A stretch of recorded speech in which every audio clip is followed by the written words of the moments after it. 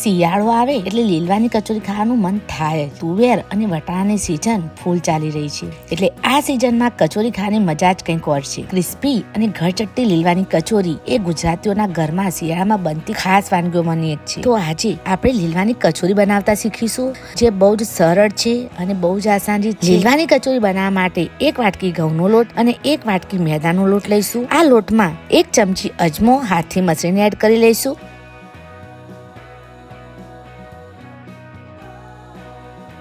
2 ચમચી તેલ એડ કરી લઈશું.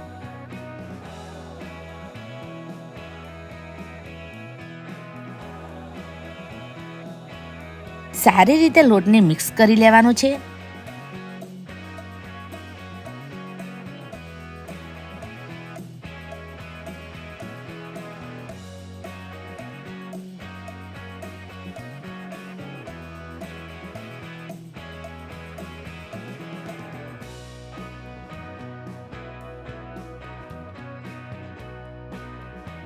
અને થોડું પાણી લઈને લોટને ગૂંદી લઈશું.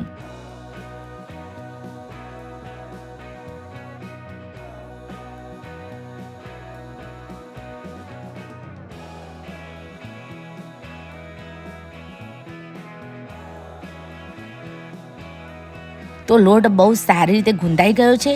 તમે જોઈ શકો છો કે બહુ સોફ્ટ લોટ બંધાઈ ગયો છે.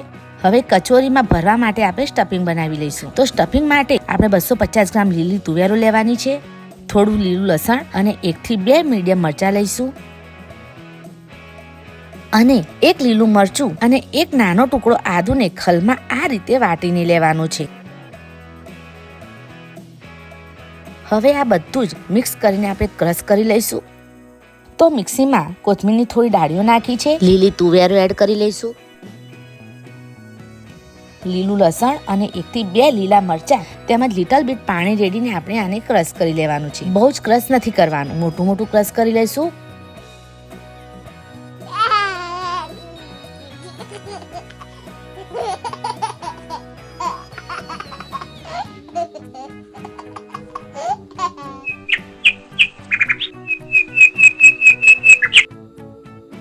લીલા વટાણાને ક્રશ થઈ ગયા છે.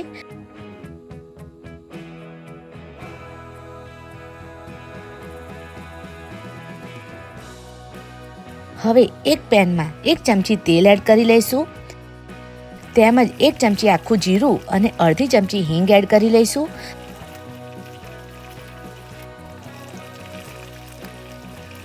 બસ હવે આમાં આપણે ક્રશ કરેલી લીલી તુવેરોને એડ કરી લઈશું. 2 મિનિટ જેવું થવા દઈશું અને હલાવતા રહીશું.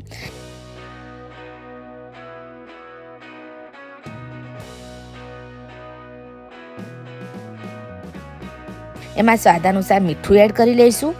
1 ચમચી જીરું પાવડર એડ કરી લઈશું. અડધી ચમચી હળદર નાખીને મિક્સ કરી લેવાનું છે.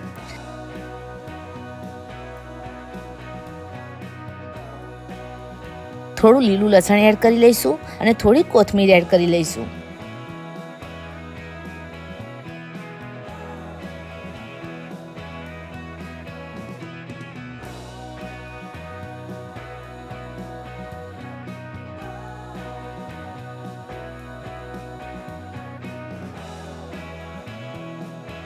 સ્ટફિંગ થોડું ઠંડુ થઈ જાય એટલે લોટની નાની રોટલી વણીને એમાં 1 ચમચી સ્ટફિંગ ભરી લઈશું અને આ રીતે આકાર આપી દઈશું અને દબાવી દઈશું, જેથી લીલવાની કચોરી તળતી વખતે સ્ટફિંગ નીકળી ન જાય.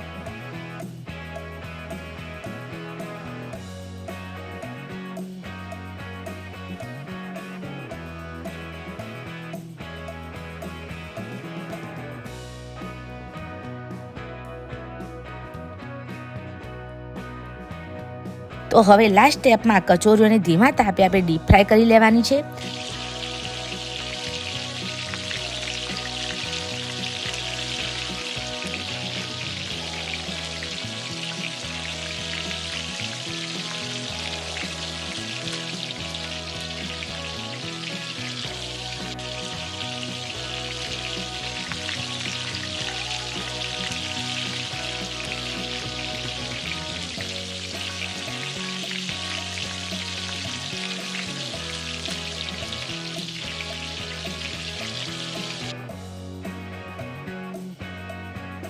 તૈયાર છે આપણે મસ્ત અને શિયાળામાં મજા આવી જાય તેવી લીલવાની કચોરી.